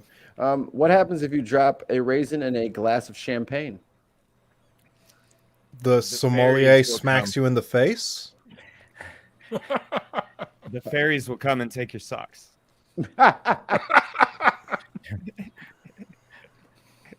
You guys didn't do this trick? Spontaneously combust. Yeah. You drop the raisin will rehydrate into a grain. Yeah. Well, it'll rehydrate. I don't know if we get to a full size or not. But extra bubbles. What kind of wine? How long does this process take? This happens relatively quickly. You guys didn't do this? Quickly? No. No. I used to do this. We did this in science class. Yeah, we used to do it. You got to have wine in science class? Yeah, you got to have wine in science class? Fuck you. It's any carbonated drink. You can put a raisin in any carbonated drink, and it'll do exactly this. Oh. Okay. I want a beer grape. Up, though. It's the raisin will go up and down repeatedly. Because it's got all those little divots, and it collects the condensation or the carbonation, and then it goes up, and then the carbonation goes back in, then it sinks down. Ladies. That's right, ladies. Everyone remember Jartan is so short he has to go up on his wife. People receive many spam emails every day. Where does the term spam come from? Oh, if y'all don't get this, it comes from spam. This has to be a trick question. Nope. It comes from Austin, Minnesota. It's the sound a pig makes when it hits the bottom of the elevator shaft. It's the official state food of Hawaii. Oh, it's a Monty Python skit. Come on now. There you go, Ollie on the board. Where's my thing at? It makes for the worst sushi ever. Ugh. Hellbound Hilly's got a spiced ham. Do you know that some people actually eat that stuff? Some people actually eat that stuff. Did you know? Who's in timeout? It's actually pretty good if you smash the shit out of it and add it with like hash browns. Make like corned beef hash. I love if it's going to be corned beef hash, I love that shit. If the timeout is going to be so short, I don't even notice it. Did you even put me in timeout? You got knocked to the bottom of the screen. It's all right. I know I'm a top. Down under, you're on top. Yes, I am. That's what I always wondered is how come the kangaroo babies don't fall up out of the pouch? They cling in there. It's Velcro. Peter, I actually have a very important question as a U.S. citizen talking to somebody from Australia. Tell me. Ask me. What would it take for you guys to take Ken Ham back? Oh, we don't take want the him. Banana Man too while you're taking him. Get Ray Comfort there too. Yeah, stick him in a suitcase. Both of them. Take them both back. Man. We'll trade him for like a particularly angry lizard. You know? No, I think their sins are forgiven because they gave us Bluey.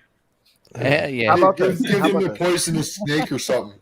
We'll take the vicious emus if you take Ray Comfort and Hogan. Because we got enough guns to take care of him this time. He stays in the States because he just does so well there. It's incredible.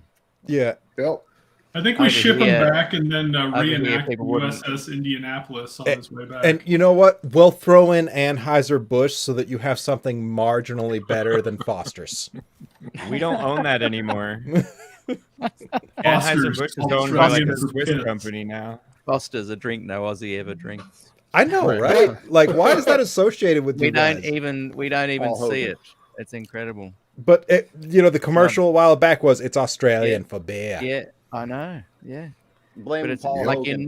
you'll never walk into a pub and see Foster's logo or anything. Just, if you go Next, you're going To be fair, no Outback Steakhouse. To be fair, you'll never walk into a decent bar here and see Foster's. Yeah, yeah, Not here either. yeah. Although I bet you you can get it in the liquor store. The only people I've seen drinking Foster's were meth addicts. Yeah, you gotta. Ollie, you can get White Claw in a liquor store. That doesn't mean it's worth drinking.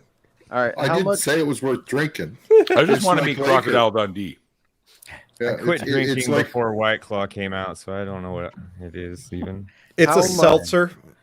It's a hard seltzer. How much does the skin of an adult human weigh? I want to say 13 pounds. 13. I think it's a bit more than that. 20 I bet it's more like 25. 20 for Peter, 25 for Ollie, man. 18. I'm going to say about 50-ish pounds. It depends on how big you are. Wait, right? yeah, really. You're talking. How big a person are we talking? We're talking average. 200 pounds, what? We're talking average, so probably 5'10", 190 pounds, something like that. Adult man is what you said, yeah? Mm-hmm. Yeah. No, adult human. Oh, adult human. Okay. So what? That's 5'8", 180? Something like that? No idea, but that's a lot smaller than me. I'm going to go with 20 pounds. Can we go like per square inch or something? Like that's Stags.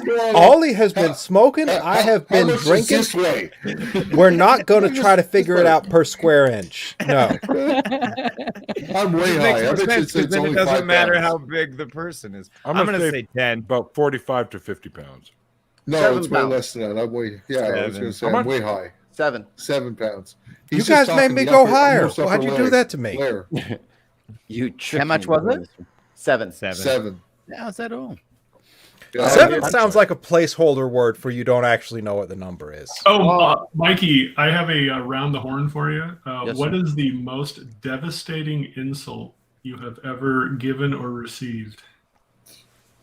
Can I go first? Sure. Sure. I know I'm breaking protocol here, but I have to do it. I was on a jazz band field trip to Western Illinois University, and some art director was like chaperoning. She's like the head of the fine arts department, whatever. She had never been to a jazz concert in her entire life. They're doing sound check. I'm talking. Everyone's talking. She walks over and tells me to shut up while they're performing. I'm like, first of all, you don't know what you're talking about. Blah, blah, blah. This proceeds into an argument where she tells me to leave the auditorium, and I told her, "Oh, so now you're putting me out because you just lost an argument to a 14-year-old. How does that make you feel?" She never talked to me again. Fuck. Oh wow. Sorry, Miss Beasley Hendrick. You shouldn't be a bitch. All right, I'm gonna get some water. I guess it's solid then. I got punched by a kangaroo once. No fucking idea. No. I don't either. Guess gets to go last. Guess gets to think about it the longest. Oh, I don't even know. What's the question? Yeah. What's the most devastating insult you've ever given or received or heard? Oh yeah. Well, the one I like. No, But it's supposed to be Ollie next, isn't it? Because Yep, it's round. next. Whoever has something to say can go. Yeah. Yeah. Okay, fine. Wait, Ollie, you ready? No. Okay, not so my little brother told me I looked like the kind of person who knew who Gregory Alan Isakov was and also had an opinion on his music. Yeah, you're gonna have to context that one. Gregory Alan Isakov is like, right? Is like a folk singer, kind of like kind of an. If you listen to the Stable song, that's a good one of his. But he's a guy who's got like 3 different CDs, but also he's got like 3 songs, and he sings them every single time on every single one. And it's always the same 3 songs in just different ways. But, you know, I like him anyway. What's he called? Gregory Alan Isakov. He did a cover of The Trapeze Swinger that was originally by Iron and Wine. Google him. Yep, that's a deep cut. I don't know who that is. Remember me. What's the Isakov? I don't really find insults to be that devastating, so I don't file them away in the memory that much. But one time somebody did tell me that I was actually a good singer when I was pretending to sing like Bob Dylan. Yeah. How? That was funny. That's funny on so many levels. Yeah. They were being sincere. Yeah. I was doing my imitation Bob Dylan voice at work, and they're like, "Oh, when you do that, you're actually good at singing." And I was like, we "Oh, could do this." Oh, the actual. Your mother was a hamster, and your father smelled of elderberries. yeah." That's exactly what I expected from someone who was way too high. Oh, and now that's wait, no. That's the first thing that came to mind. Hey, now I have a new most devastating insult that I've ever heard. How about up your nose with a rubber hose and twice as far with a chocolate bar? Huh? What does that even mean?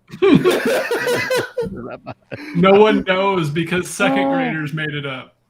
No, that was from Welcome Back, I've Carter. heard that one, Ollie. Vinny Barbarino said that. Yeah. Right?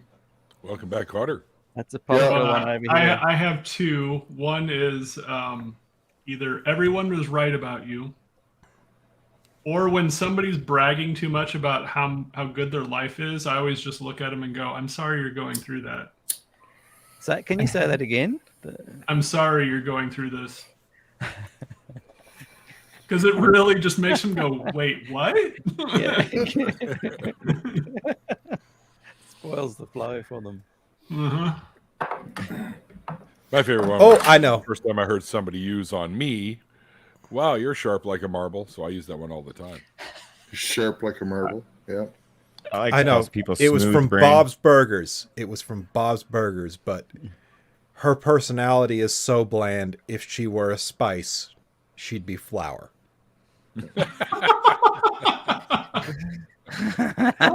Oscar Wilde had a good one. It was some people cause happiness wherever they go, and some whenever they go. Yeah. Wherever they go. That's good. Yeah. Oh, no. There's one that I say about my father an awful lot. Whether by our presence or by our absence, we all make the world a better place. What about That's good. Your insults are so sharp they cut like a spoon. Look, no, there you go. Nice. Damn it, You can Ollie. cut cake. Damn it, Ollie. You're making me think when it's fucking 12:30 at night here. If you were any more inbred, you'd be a sandwich.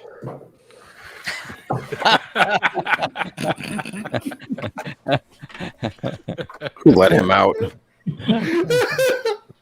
All right, guys. I'm calling a night here. You guys all have a good one, eh?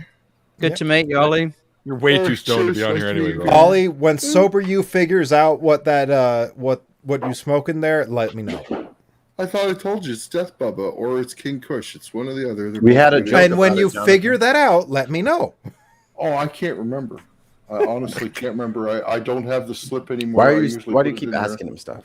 No. This isn't for you, Ollie. Like this is for Ollie Sober You. Like Stoned You is good. Like Stoned You is good. Sober You owns this. You don't understand, Jonathan. There is no sober me. I'm always stoned. That's my secret. That's my secret, everybody. I got a vape pen next to the bed, dude. Wake and bake. Wake up in the middle of the night, go to the bathroom, come back before you go to sleep. Have another hit. You'd fit right in over here, Ollie. Ollie's just over there living his best life. Yeah. I am. I love it. Yeah. All right, guys. Have a good one. Cheers. I'm moving into Ollie's place. That's all I know. When I'm done with my job here, I'm moving to the other side of the Ken. I'm going to move into Ollie's place. You look like I need to take a shit. That's what it is. I remembered it while I was taking a piss. That's the most devastating insult I've ever heard. What was it again? You look like I need to take a shit. You have to whistle when you take a shit so you know which end to wipe. Yes, but I thought that was everyone did that. Don't we all? What, you guys don't whistle? or the proverbial I envy people who don't know you. Oh, there was actually a devastating one I've heard. The best part of you ran down your mother's leg. Yeah, that's best part of you ran down the crack of your mama's ass and ended up a brown stain on the mattress. I think you've been cheated. I feel like if Artemis was here, he'd have some good answers for this one. Artie? Oh yeah. Yeah. He'd be all over that. Oh yeah. But half of his don't make sense. So like, some of the stuff he throws out there, like, where the hell did that come from, Artie? It's always like a reference to some esoteric movie from 1982 or something. Yeah. It only came out to movie like 9 VHS. Saw. And he was 3 of those 9 people. So Neil, when you have your after parties, is it a different? Like, do you guys all come on and hang out at the same? Like, is it a similar? Yep, this is it. Yeah. They're pretty much always like this. Invite me. Just back, come on, hang out. Neil's going to start charging me rent. If you see us going live, I'd love to. Yeah, just let me know. You can jump in anytime for sure. What time is it there? Here, we haven't talked about Lego yet. It's 3:30 in the afternoon. Not bad. The world is a scary place. So I'm here so often. Neil's going to start charging me also rent in the future. Yeah. Why didn't you guys call ahead and let us know 9/11 was going to happen? Got the payment from your account. I could have told you. I'm from your future. Over here, what are the lottery numbers? You know what's really good over here? I can watch the New York Stock Exchange when it closes at about 11:30 midnight, and I have a pretty good idea of how we're going to open the next. Yeah. Like insider trading. Insider trading. It's the best thing because we follow America, the markets almost predictably. Yeah, pretty much. I bet you could make a killing scalping fucking stocks. Can you buy and sell American stocks? Yeah. Oh, yeah. Just recently, we've been able to buy on my phone app. It's like a computer game. I can just check my crypto. Just all on my app. I can buy from Robinhood anywhere in the world now, like any of the markets. Yeah. Nice. Yeah, that's E-Trade, cool. E-Trade even has that now, where you can buy off any exchange. That's right. Yeah. It's a similar. It's called ComSec, but it's similar to E-Trade. Yeah, Schwab. Any of those have open access. Yeah. But I mainly just do this. Crypto is actually pretty much banned on most brokerage sites because of we have problems with crypto in our AML policies, which is anti-money laundering. Yeah. Okay. And so I can't buy crypto on my. Yeah, we can't. Well, yeah, and you wouldn't be able to. I don't think so either on that particular app because it's a broker dealer, and we're under different anti-money laundering. We're under like bank style regulations for money laundering. What's you the can't best? Guarantee. You have to be able to guarantee the source of funds. Yeah. And with crypto, you can't do that by definition. What's the best platform to buy crypto on in the States? Like, is there a go-to website? It depends on what you want, what kind of experience you're after. If you wanted to buy Bitcoin and just trade in it. If you want to trade a lot, then you want to stay away from Coinbase because they have fees per trade. But there's Coinbase Pro that has really small fees, and they have tons of crypto that you can get.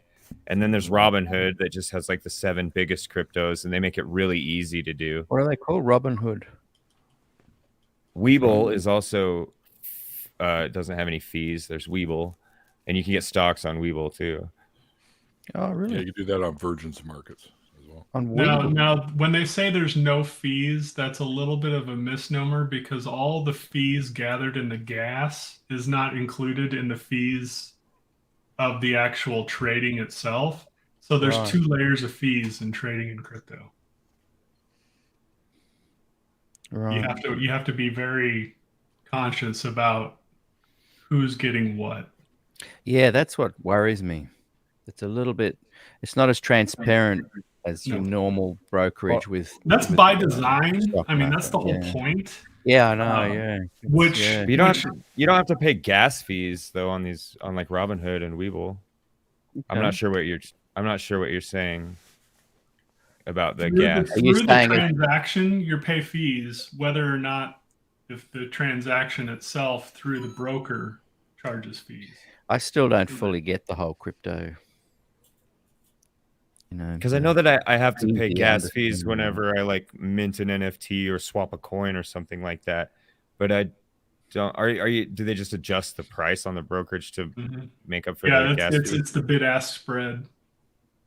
Yeah, there's this spread, of course, and then they also do payment for order flow, which I don't know if that applies to crypto or not, but probably does. So yeah, the spread is where you're paying your secondary, your other fee. I'm glad you guys are talking about all this money stuff. I'm just really banking on my good looks. I'm also banking on Mikey's good looks. How much are you guys down in the past 30 days? I don't know. I was really gassy, so all my OnlyFans stuff was terrible. In Australia, let me check for you. No, I mean like personally. I'm down like 6,000 in the last month. I'm going to do percentage because I don't want to tell you what dollar amount. Oh, that's fair. Yeah. Yes, I was down only 3%. So last 30 days, and I'm almost back to where I was a month ago. Yeah, I'm down 23% in the last 30 days. Yikes! Yeah, I'm about the same. How much? Only half of what I said it was. It's not as much. 23% of my portfolio. Yeah. Wow. I wonder. I'm only down 1.3% in December. Wow. Not bad. I don't have a portfolio. I'm heavy in crypto. A large portion of my stuff is Dogecoin because I had a lot of it and then it went way up. And so that's why I'm like, whatever. And practically speaking, how does it help? Are you able to buy and sell stuff with that coin, or are you just trading at the moment? Just trade. It's speculative. It's entirely speculative. Yeah. People are trying to purchase things. There are some things you can buy with it, but I don't know why you would. No, yeah. Seems a bit complicated. I'll have to pick your brain one day, Stags, because I'm just wanting to get into it. I've been watching. Sure, it. Yeah. I got to head off, but can I tell you about when a kangaroo punched me? What? Yes. Why haven't you already buried the lead? I feel betrayed that you haven't said this already. Right? Like, what? How are we just told me he wants to go out with a bang? hour and 40 in, and now he wants to drop the kangaroo boxing tale. We talked about Mike Tyson for 45 minutes. That would have been a good time to bring that up. I was about to drop it in there, but there was too much conversation going. Just tell people to shut the fuck up. Yeah, everybody shut up. There you go. Yeah, this is my first time, remember? So actually, and Neil, that's the first interview I've ever done with deconstructing my story as well. Oh wow! Yeah. Oh, I'm honored. Thanks. Yeah. Yeah, I'll always remember that moment. Me too. Ladies. Nice. So good callback. About 10 minutes from here, there's a huge property that used to be a mental asylum. I don't know what you're supposed to call it politically correct wise now, but in the 40s, 50s, 60s, 70s, massive sanatoriums or something. Yeah, I'm not sure. Back in the day, it was called a mental asylum, and it was okay to call it that. And anyway, there's herds of kangaroos through the bush there, and there's some beautiful big green mown areas that they just kind of sit there and laze away every afternoon. And up until recently, you could hippies. Up until recently, you could actually go and have a picnic there or whatever, and people would go and look at the kangaroos. So I'm just standing on the side of the road, showing my wife's family who are over visiting from Ireland this place, and there's this massive alpha male kangaroo, and he's just looking at me as I'm standing in front of 6 or 7 Irish people, and one of my in-laws had a little baby. And it was watching me looking at it, and his little harem of women were all lazing around near him. And all of a sudden he got up and just started hopping slowly towards me as if I was somehow threatening his little harem. Are you tall? Are you checking out the one on the left, Peter? Yeah, that's right. He's thinking, right, dude, they're mine. And he literally came up like that close to me. So under a foot away from my face. I'd never been so close. And he's my height. I'm only like average height, 5'9" or whatever. And he's literally looking me in the eye, and he lifts up his paws, and they're like very sharp talons on the end of it. And his tail's going back, and he's leaning back, because often their feet are really powerful. They lean back on their tail and they push their feet into you. And I just had this moment looking into its eyes thinking, if I punch it or if I move, it's going to hit me. And I could tell it was thinking, if whatever's going to happen now, one of us is going to make a move. And Australian standoff. Australian standoff. and then it went whack like that with its right claws. Bang. It was winter, so I had a jumper on, shirt, and it went right through. It went bang, scratched down like that, and left a good 2-3 inches, 3 scratches, quite half a centimeter deep. And then it just stood back watching me, and I kind of just stayed still while I moved. And then I just leant forward, and because I thought it was about to go wild. I've never seen anything like it. And then I just shouted at its face. And it just got a shock and took off. But and then he ate not that kangaroo. Cuddly. Ow! Fucker. He was trying to do the 5-point palm exploding heart technique. Lotus palm. No, this kangaroo was over here thinking you just no-selled like his little anime attack. Yeah, I was about to do the Spock maneuver on his shoulder. But yeah, they're not just this little cute, furry, cuddly. That was amazing. I love how this story involves 2 different countries that earlier I said were fake. Yeah, that's right. Yeah, thanks for that.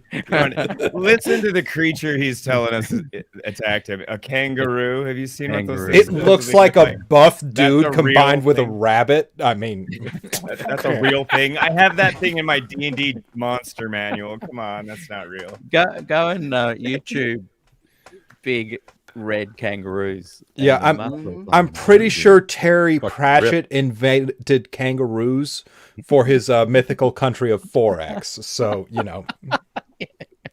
Yeah, we all went off and had a picnic with Forex and had a few brews. Yeah. Yeah, so that's my kangaroo story. Yeah. Do you have a koala story?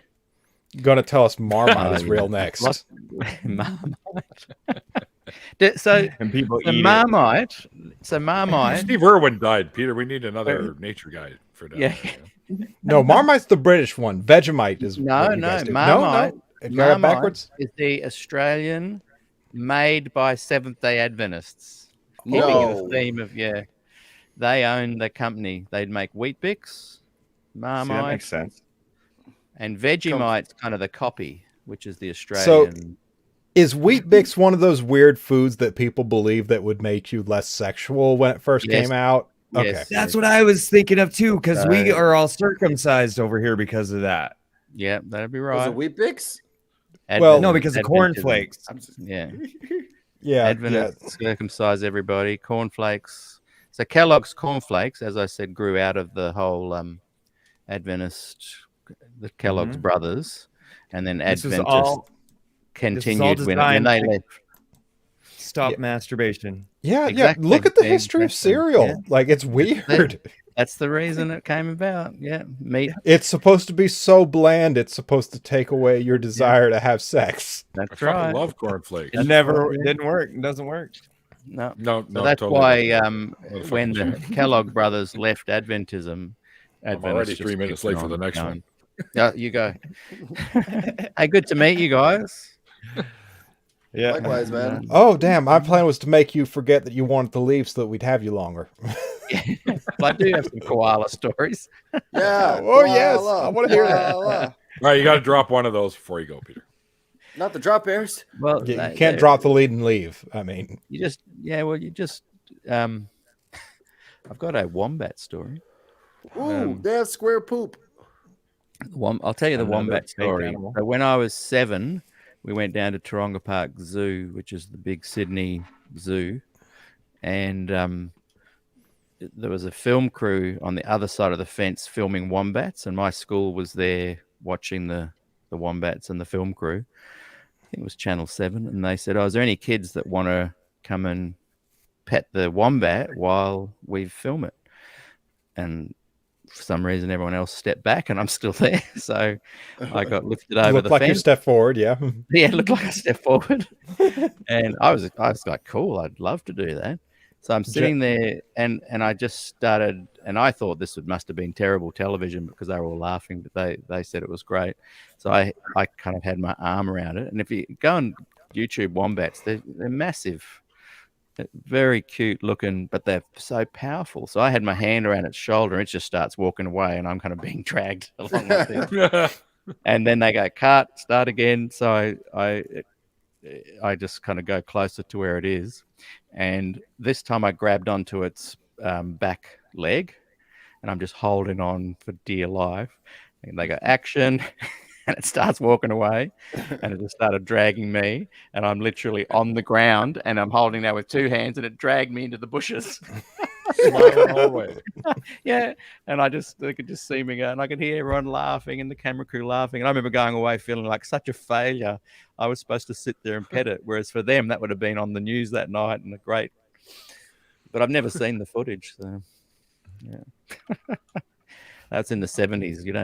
They didn't keep video footage back. No iPhones. No. Yeah. They had to record over it the next week, probably. Yeah, exactly. Like the moon landing. Yeah.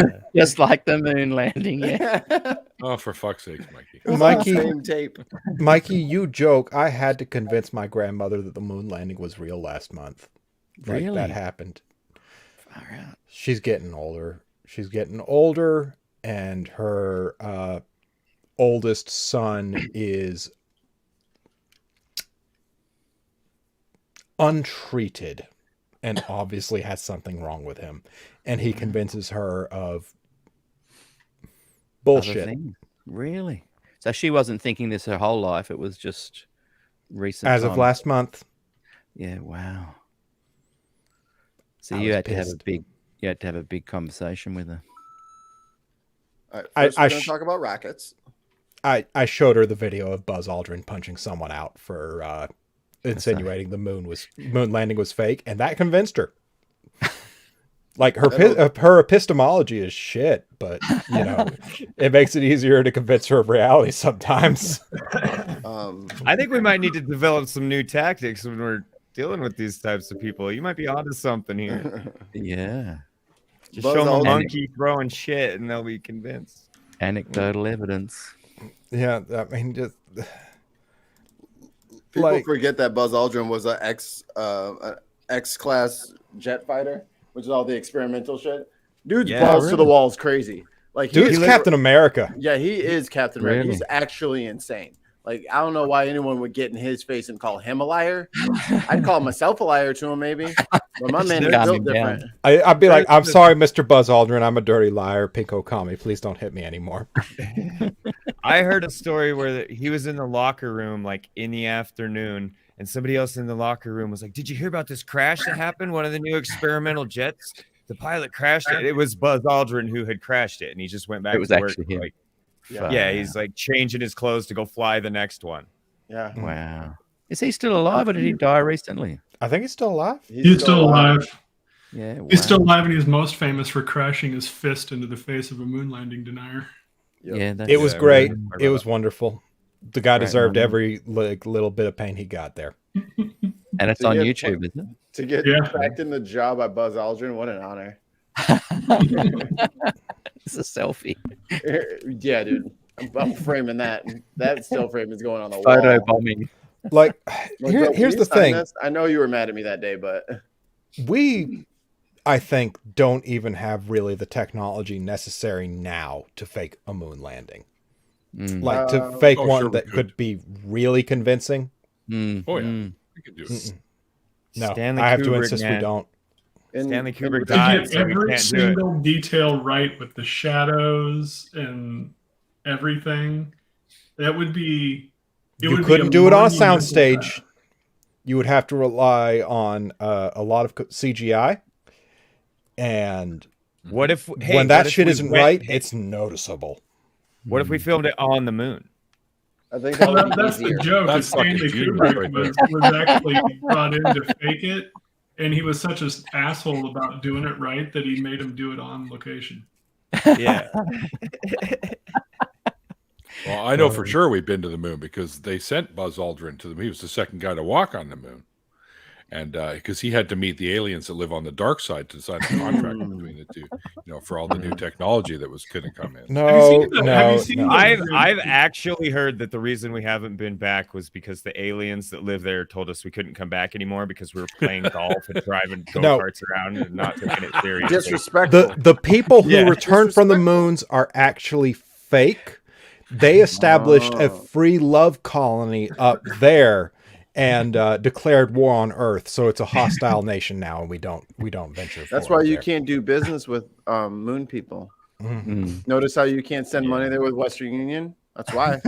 Keep trying to free love with moon rocks, dude. It just doesn't work that way. No, man. They don't even get calls about their car's extended warranty. It's that hostile. I'm moving there. They're all playing disc golf. Yeah. I saw like a TikTok where a homie got pulled over and the cop walks up to the window and is like, all right, let me hear your best one. He's like, well, I'm glad you pulled me over today. Pulls out a clipboard and pen. We've been trying to reach you about your car's extended warranty. The cops was gone. And I was like, oh my, that might work. Why are you driving like that? We've been trying to reach you. Is that a thing I'm sorry, Peter. Is that a thing in Australia? No. Okay. So for the last year, I don't care if it's fake. I'm moving to Australia. It is almost every call on your cell phone now. It's like scam likely or some weird hidden number. And it's, hi, we've been trying to reach you about your car's extended warranty. Please stay on the line so we can connect you with an agent. Really? And I'm just like, shut the fuck up. I have gotten to the point where if it's an actual person calling me with this scam shit, I call them out on it. Oh, I go out. Like, I am so pissed. I call them out in public on it.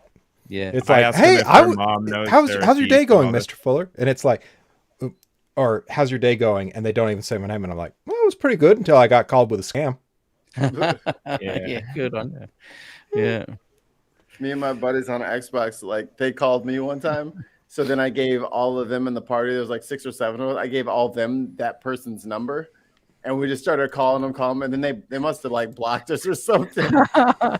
I've yelled at one of them before, and then I got like 12 more calls that day. Yeah, they gang up on you.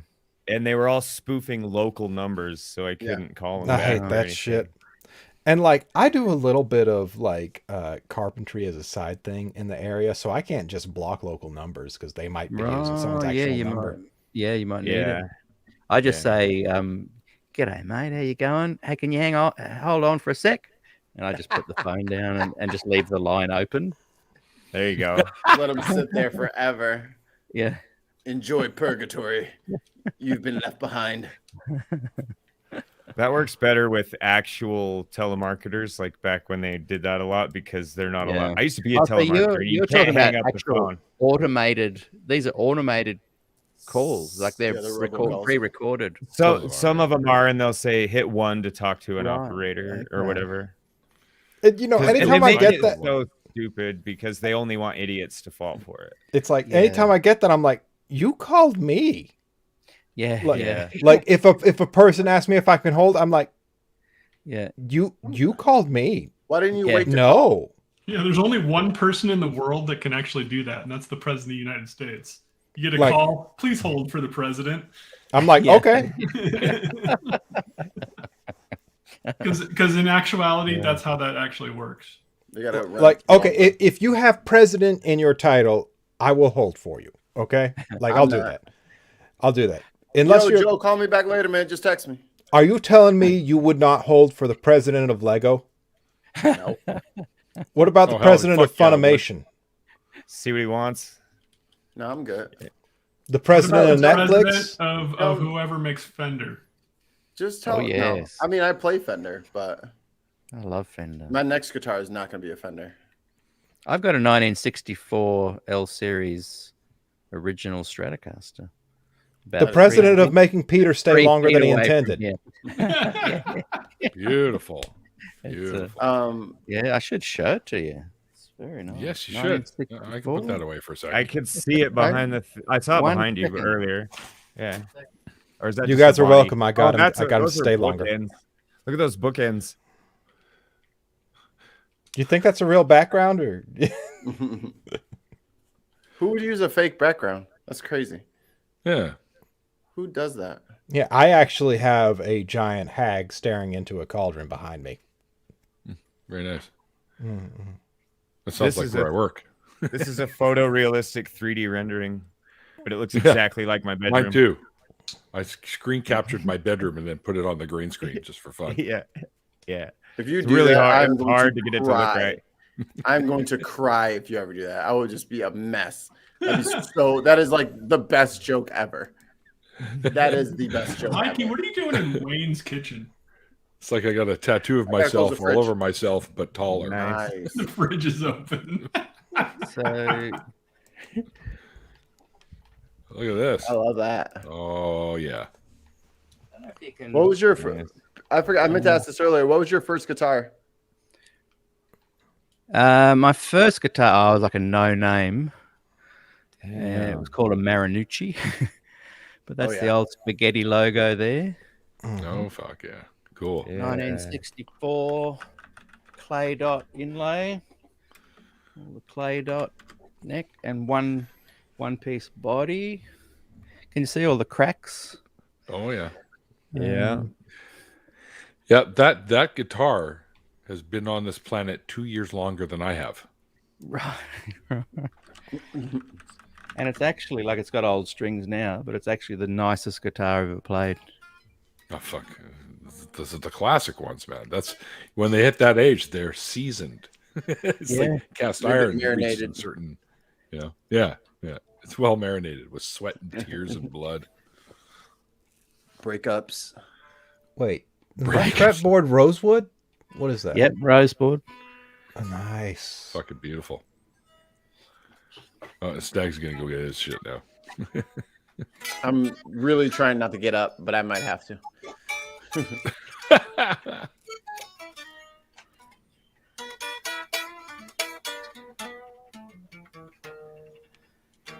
Jesus, it's covered in dust. Ooh. Ooh, I like it.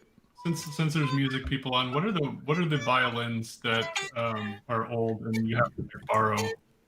Stradivarius. Stradivarius? Yeah.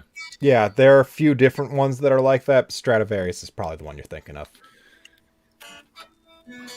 There's actually a really good podcast called Omo that's named after one of his sons that he hated. I highly recommend it. It's a violin luthery podcast. I highly recommend it if you're. What's it called? Omo. Omo. I'm just gonna write that down. It's OMO. You know what? I'm just gonna. Omo. What was it? Is it something Robbie about got the wood that's used for the Stradivariuses is so rare that they could never make them again, or something like that? It's probably Not the true ones anymore. Dude was just straight up good at doing it, and it's old growth spruce and stuff like that, so hard to find. right. There are a few different qualities they look for as far as that goes. I got a few like old school books on how to make them. I got a few of the tools necessary to. I'm going to try making a few simple things like kalimbas before I even go anywhere near something like that. But I might do some luthery of my own here soon. That'd be so much fun. Right? Make me a uke. I could do that. Uke kits are not too expensive.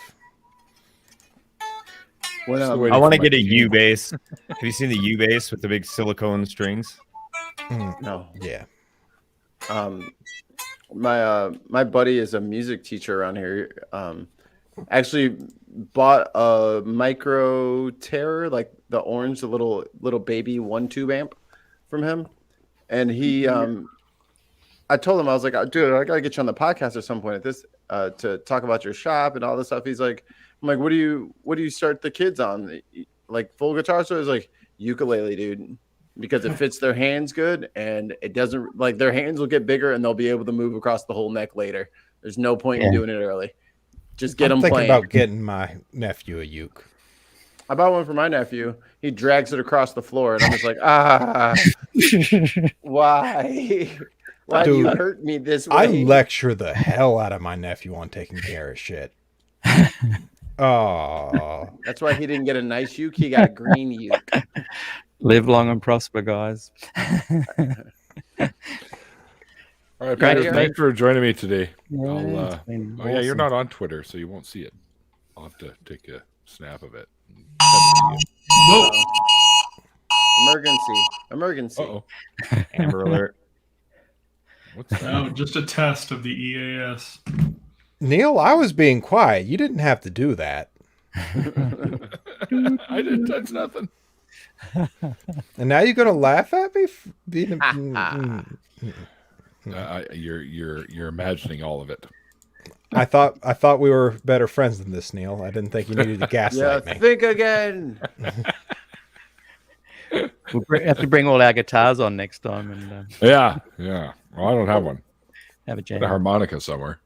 I'll bring my chisels and shit. Show them off. I ain't got a guitar. Show off. Oh, you can play the saw. You remember? Yeah. Oh, the musical saw. I do have a violin bow, and I do have saws of that size. There you go. There you go. Oh, here I we have go. Oh, SG. Nope. Not an SG. SG copy. Is that a transformer LTD? symbol at the bottom? Is it Yeah, it's a LTD? Viper. Is it LTD? Yeah, it's a Viper. Nice. It's like an SG, except it doesn't flip upside down as soon as you take your hands off of it. Yeah. Nice. That's good. I hate when they do that. I play the The jug. SG My neck is musical. so heavy, it kind of, if you take your hand off the neck, it just drops. Yep. Oh, an ovation. Won't wake a nose. That's why my fender's covered in dust, is because I have an ovation. Nice. I really want to love Ovation. I just can't get over the headstock. It's so stupid. It's so stupid. I know. The round body, dude. The round. I get it. Body. I know. I get it. I understand. It's like a lute. It's like an old timey lute, but it's made of plastic. I hear you. I hear you. But I just can't go with that goofy ass fucking headstock. What are you talking about? It's what are you trying to chop wood? Goofy. What are you trying to? I'm gonna be honest. Build a cabin? Like, I don't play, but I want an arch top, like a carved arch top. I'd love to have one. Nice scratch. Yeah, nice scratch or something. Or I didn't take you for a rockabilly there, Jonathan. They're gorgeous, Mikey. Just fucking beautiful. Thank you, everyone. I see you guys. I'll go. Farewell. Till next time. Thanks again, Peter. Thanks, Peter. Yeah, I'll wrap it up anyways. So, thanks, guys, for hanging out with me and the guests tonight. Always fun. Thanks, everyone in the chat, for hanging out. Hope you guys enjoyed the show. I know there were probably other ones that were worth more watching than this one, but thanks for hanging out anyways.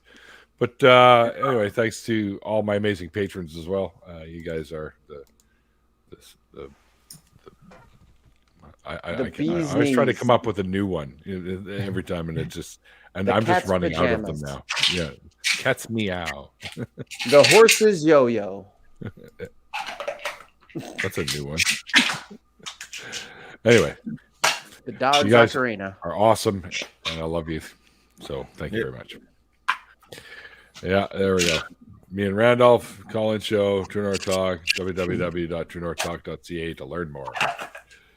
Myself and Mikey, new co-hosts, along with many other people for the Nonprofits ACA product, 3 p.m. Sundays between Talk Heath and Atheist Experience. Nice. And so subscribe and you won't miss it. And, we were supposed to be. Who's making all the goddamn noise? Trying to sneak some cookies in the middle of fucking class. Loudest rapper ever.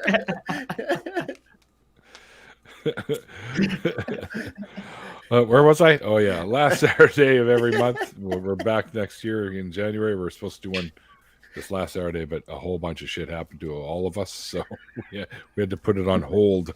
Atheist Drinking Out Loud on Laughing in Disbelief channel, which is Andy's channel.